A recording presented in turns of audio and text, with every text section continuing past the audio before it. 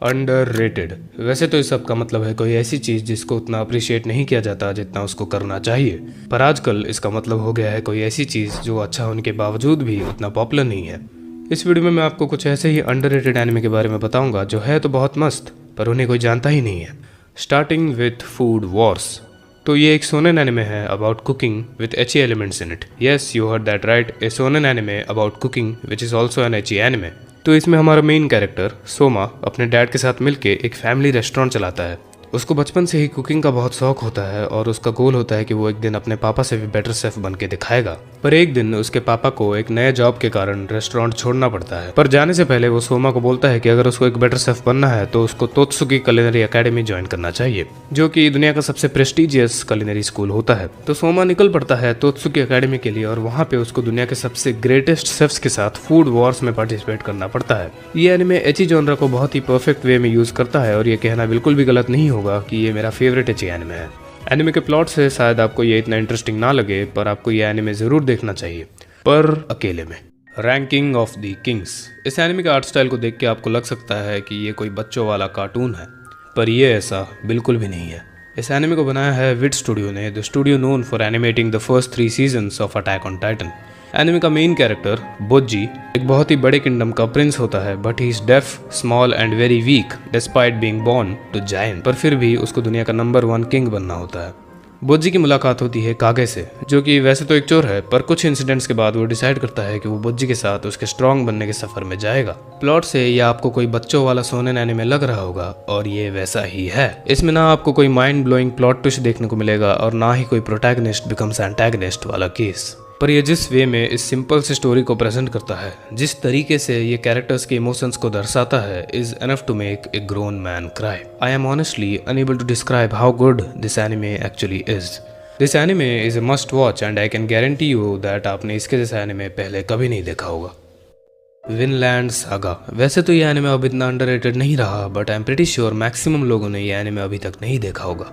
जिनको नहीं पता, this is a seinen anime based on Vikings and its manga is among the big 4 seinen. तो इसमें story के मेन कैरेक्टर थॉरफिन का बाप थॉर्स पास्ट में सबसे स्ट्रॉन्गेस्ट वॉरियर्स में से एक था। पर एक दिन वो अपनी वॉर से भरी लाइफ से थक जाता है। He fakes his own death and वो अपनी वाइफ एंड बच्ची के साथ आइसलैंड भाग जाता है टू लिव पीसफुली।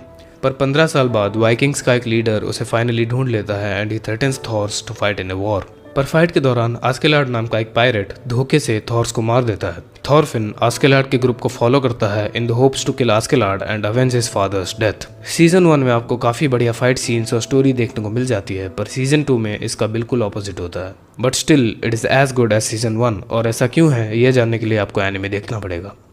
इसके सीजन 1 के ऊपर मैंने एक डिटेल्ड रिव्यू भी बनाई है, आप चाहे तो देख सकते हो। ये एनिमे कुछ चुनिंदा एनिमे में से एक है जिनको मैं मास्टरपीस कहता हूँ, और अगर आपने ये एनिमे नहीं देखा then you are seriously missing out. Heavenly delusion. ये एनिमे इतना अच्छा होने के बावजूद भी अपने पुअर मार्केटिंग की वजह से हेल्स पैराडाइज और ओसिनोको जैसे कुछ शोज के बीच दब के रह गया। एनिमे सेट है एक पोस्ट अपोकलिप्टिक वर्ल्ड में, जिस अपोकलिप्स के बारे में हमें अभी तक कुछ खास बताया नहीं गया है। हमें बस इतना पता है कि किसी वजह से इसमें मैन ईटिंग मॉन्स्टर्स आ गए हैं जिनका नेचर काफ़ी मिस्टीरियस है। यह एनिमे साइमल्टेनियसली 2 स्टोरीज को फॉलो करता है। एक स्टोरी है मारू और किरुको नाम के 2 बच्चों के बारे में, जो इस पोस्ट अपोकलिप्टिक वर्ल्ड में हेवन नाम की एक जगह ढूंढ रहे हैं। दूसरा स्टोरी है एक ऑर्फनेज या स्कूल टाइप के जगह के कुछ बच्चों के बारे में जिन्होंने बाहर की दुनिया कभी देखी नहीं होती, जो कि काफ़ी सिमिलर है to the promised Neverland, but it is very different as well. ये एनिमे हमारे मुंह पे मिस्ट्री फेंकता है, उनमें से कुछ मिस्ट्रीज को आंसर करता है और फिर और ज़्यादा मिस्ट्रीज फेंकता है, which honestly speaking is quite similar to what Attack on Titan did. ये एनिमे काफ़ी मैच्योर थीम्स के साथ डील करता है और हमें हर एक प्लॉट पॉइंट के बारे में डीपली सोचने के लिए मजबूर कर देता है। इसका एनिमेशन और प्रोडक्शन क्वालिटी एकदम टॉप नॉच है, ऑलमोस्ट मूवी लाइक, और ये अपनी स्टोरी के थीम्स को एकदम परफेक्टली कन्वे कर पाता है। अभी के लिए तो ये एनिमे ओवरशैडो होकर रह गया, but it is very likely that in the near future this will be among the most popular anime titles of all time, and you should definitely check this anime out. The Promised Neverland is an anime which had an immense potential to become a really big anime title in the future, पर ऐसा हुआ नहीं क्योंकि season 2 onwards इसने मांगा को adapt ही नहीं किया। Sounds familiar, right? कहानी शुरू होती है एक ऑर्फनेज में जो बाहरी दुनिया से पूरी तरह से कट ऑफ है। वहाँ के बच्चे अपनी mom and care taker Isabella के साथ बहुत ही खुशहाल जिंदगी जी रहे होते हैं। पर इन बच्चों को ऑर्फनेज के बाहर जाना अलाउड नहीं है और ना ही ये कभी बाहर गए हैं। हमारे 3 मेन कैरेक्टर्स एमा, नॉर्मन और रे सभी बच्चों में से सबसे स्मार्ट और एज में सबसे बड़े होते हैं। एक दिन उनमें से एक बच्ची कॉनी को कोई अडॉप्ट कर लेता है। She wishes everyone good bye and Isabella उसको लेके चली जाती है। हाउएवर कॉनी अपनी एक डॉल भूल जाती है जिसको वापस करने के लिए एमा एंड नॉर्मन उसके पीछे जाते हैं। पर फिर जो होता है उससे आपके रोंगटे खड़े हो जाएंगे। मैं इसे स्पॉइल तो नहीं करना चाहता, पर बस इतना कहूंगा कि आप बस इसका पहला एपिसोड देखिए and I am damn sure आप पूरा एनिमे खत्म कर बैठोगे। पर इसका सीजन 2 बिल्कुल भी मत देखना। I would recommend you read the मांगा इंस्टेड आफ्टर वॉचिंग सीजन 1। ये एनिमे अपनी सिनेमेटोग्राफी और साउंड डिजाइन को यूज करके अपने हॉरर एलिमेंट को इतनी बढ़िया तरीके से प्रेजेंट करता है, मुझे नहीं लगता किसी और शो ने कभी किया होगा। इसका animation, music, cinematography, sound design and overall production quality बहुत ही ज्यादा अच्छा है। Just watch the first episode and you will understand why I am praising it so much. Link click. ये एनिमे फॉलो करता है 2 लड़कों को जिनका नाम मेरे से प्रोनाउंस नहीं होगा, इसलिए मैं इसको व्हाइट और इसको ब्लैक बोलने वाला हूँ। ये दोनों मिलके एक फोटो स्टूडियो चलाते हैं और उसके साथ साथ ये एक और बिजनेस चलाते हैं जिसमें ये अपनी स्पेशल एबिलिटीज को यूज करके फोटोज के अंदर घुसते हैं। Yes, you heard that right. White एक फोटो को देख के उसके खींचने के बाद के 12 घंटे के इवेंट्स बता सकता है और ब्लैक फोटोज के अंदर घुस के वो व्यक्ति बन जाता है जिसने वो फोटो खींचा था। ब्लैक के फोटो के अंदर घुसने के बाद व्हाइट अगले 12 घंटों तक उसे गाइड करके बता सकता है कि आगे क्या क्या होने वाला है। इनके बिजनेस में कस्टमर्स एक फोटो लेके आते हैं और इनसे उस फोटो से रिलेटेड कुछ इन्फॉर्मेशन मांगते हैं।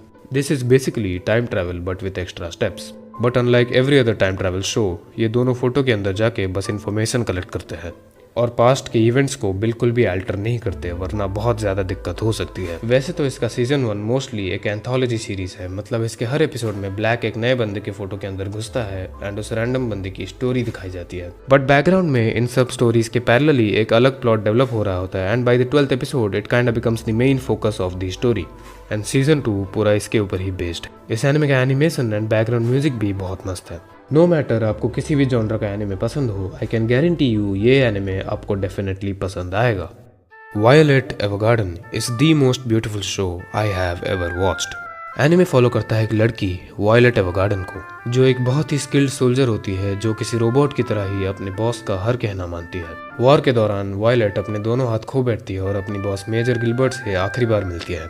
गिलबर्ट वायलेट को अपनी जान बचाने के लिए थैंक्स बोलता है और उसके साथ साथ वो कुछ और भी बोलता है जिसका मतलब वायलेट के समझ से परे है। वॉर के बाद वायलेट की सर्जरी होती है जिसमें उसे अपने हाथों की जगह मैकेनिकल हाथ दिए जाते हैं। अब वायलेट के जीवन का एक ही उद्देश्य होता है गिलबर्ट के कहे उन बातों का मतलब समझना, और उसके लिए वो एक ऑटो मेमोरी डॉल बन जाती है। ऑटो मेमोरी डॉल वो लोग होते हैं जो लोगों की फीलिंग समझकर उन्हें अपने शब्दों में एक लेटर पर लिखते हैं। इनिशियली तो वायलेट एक बहुत ही इमोशनली ब्लाइंड लड़की होती है, वो लोगों को इमोशंस को समझ नहीं पाती, पर जैसे जैसे ये सीरीज प्रोग्रेस करता है वो धीरे धीरे ह्यूमन इमोशंस को समझने लगती है। ये एनिमे वायलेट का कैरेक्टर डेवलपमेंट बहुत ही ब्यूटीफुली पोर्ट्रे करता है। This anime has without a single doubt the best animation I have ever seen. आपको ये एनिमे देखते वक्त एक एक सीन पॉज करके उसके आर्टवर्क को अप्रिशिएट करने का मन करेगा and combine that with the godly sound tracks makes it one of the most beautiful shows I have ever watched. इस एनिमे का हर एक एपिसोड आपको एक पूरे मूवी जैसा लगेगा, following the life of a random person और कैसे वायलेट उस व्यक्ति की फीलिंग समझ के उसे खत पर लिखती है। ये एनिमे बहुत बहुत ज्यादा अच्छा है। This is the best and the most beautiful slice of life anime I have ever watched. अगर आपने ये एनिमे नहीं देखा then you are missing out on one of the best pieces of fiction ever made. Cyberpunk edgerunners. ये anime एक prequel slash spin off है to the famous game Cyberpunk 2077 and warning, this is a strictly adult anime. ये anime based है एक dystopian cyberpunk future में जो कि बहुत ही ज्यादा क्रूएल है। हर दूसरा बंदा यहाँ पे एक साइबॉर्ग होता है। अपने बॉडी पार्ट्स को मशीन से रिप्लेस करना यहाँ आम बात है, पर लिमिट से ज्यादा साइबरवेयर इंस्टॉल करने पर एक व्यक्ति को साइबर साइकोसिस हो सकता है। बेसिकली वो पागल हो सकता है। मेन कैरेक्टर डेविड अपनी मॉम के साथ नाइट सिटी में रहता है जो कि एक बहुत ही बैकवर्ड और गरीब सिटी है। ऑल्दो उनकी फाइनेंशियल कंडीशन बिल्कुल भी अच्छी नहीं होती, उसकी मॉम किसी तरह डेविड को एक बहुत ही प्रेस्टिजियस स्कूल भेजती है, पर गरीब होने के कारण डेविड को बहुत बुली किया जाता है। एक दिन एक कार एक्सीडेंट में उसकी मॉम की डेथ हो जाती है and after that he stumbles upon Sandevistan cyberware, एक प्रोस्थेटिक जिसको पहनने वाले को सुपर ह्यूमन स्पीड मिल जाती है। फ्यूएल्ड बाय रेज डेविड इसको अपने पीठ पे इंस्टॉल कर देता है। उसके बाद वो उसके स्कूल बुली को बहुत बुरी तरह पीट देता है जिसकी वजह से उसको स्कूल से निकाल दिया जाता है। डेविड एक दिन मिलता है लूसी से, एक डेटा थीफ जो उसके साथ टीम अप करना चाहती है, पर लूसी के साथ मिलना उसे इंट्रोड्यूस करता है to the world of edgerunners, criminals जो कि पैसों के लिए किसी भी नियम को तोड़ने के लिए तैयार है। ये एनिमे बहुत ही ज़्यादा केओटिक और फास्ट बेस्ड है। इसमें सब कुछ है, violence, bloodshed, sex, cool characters, badass villains and what not. इस एनिमे का एनिमेशन एंड एक्शन बहुत ही ज़्यादा अच्छा है and combine that with absolutely amazing background music. इस एनिमे के बस 10 एपिसोड है and trust me this is absolutely worth your time and please don't skip the ending song, it is really good. Go watch this anime right now. Devil May cry baby. ये एक बहुत ही ज़्यादा unique Sanon anime है जिसका नाम तो शायद आपने सुना होगा बट मोस्ट लाइकली देखा नहीं होगा। एंड वार्निंग, ये एनिमे बहुत ही ज़्यादा वायलेंट, ग्रूसम, सेक्सुअल और गोर सीन से भरा हुआ है। एनिमे में हमारा मेन कैरेक्टर एक बहुत ही इनोसेंट सा बंदा होता है जो बात बात पे रो देता है and hence the name cry baby. पर एक दिन उसके अंदर एक डेविल घुस जाता है, पर वो उस डेविल को अपने माइंड पर टेक ओवर करने नहीं देता है, पर उसके पास डेविल के सारे पावर्स आ जाते हैं, हेंस ए डेविल मैन। इसका प्लॉट आपको एक टिपिकल शोनेन एनिमे जैसा लग रहा होगा बट ऐसा बिल्कुल भी नहीं है। एक पॉइंट में आपको ये सोचने पे मजबूर कर देगा कि एक्चुअल में डेविल है कौन। इसका एनिमेशन और आर्ट स्टाइल बहुत ही ज़्यादा यूनिक है, आपको ये काइंड ऑफ 90s एनिमे वाला फील देगा and I think it fits the theme of the show perfectly. ये एनिमे इतना ज़्यादा यूनिक है, मुझे नहीं लगता है इसके जैसा और कोई एनिमे है और ना ही फ्यूचर में होगा। ये बस 10 एपिसोड में बहुत कुछ दिखा देता है and you should definitely watch this show. Paranoia agent. This is probably the creepiest and most terrifying show I have ever watched.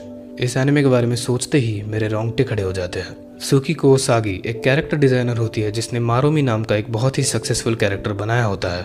पर एक दिन सुकीको को एक लड़का स्केटिंग करते हुए अपने गोल्डन मेटल बैट से सर पे अटैक करता है। फिर धीरे धीरे दूसरे सिमिलर रिपोर्ट्स आने लगते हैं कि एक लड़का स्केटिंग करते हुए अपने गोल्डन मेटल बैट से लोगों पे अटैक कर रहा है। लोग उस लड़के को शोनेन बैट बुलाने लगते हैं। ऑफिसर्स इस केस को इन्वेस्टिगेट करने लगते हैं, पर जैसे जैसे वो इस केस को इन्वेस्टिगेट करते हैं ये केस और भी ज़्यादा डीप और मिस्टीरियस होते जाता है। ये एनिमे बस 13 एपिसोड में इतना कुछ दिखा देता है आप सोच भी नहीं सकते। इसके हर एपिसोड में एक अलग कैरेक्टर की स्टोरी दिखाई जाती है and how they are all connected through shonen bat. ये एनिमे हमें ह्यूमन वर्ल्ड के बारे में कुछ ऐसी चीज़ें दिखाती है जो आपने कभी सोची भी नहीं होगी। एनिमे को ख़त्म करने के बाद आप सोचने पे मजबूर हो जाओगे कि इसमें एक्चुअली हुआ क्या। इस एनिमे को मैंने मेरे लिस्ट के टॉप पे बस ऐसे ही नहीं रख दिया। You really need to watch this anime. You really need to. Anime is not just limited to generic shonen. Sometimes you need to watch shows like Devilman Crybaby and Paranoia Agent, and only then will you realize what anime is really capable of. अगर आपको ये video या recommendations पसंद आई, then please like this video, share it among your friends, and do consider subscribing.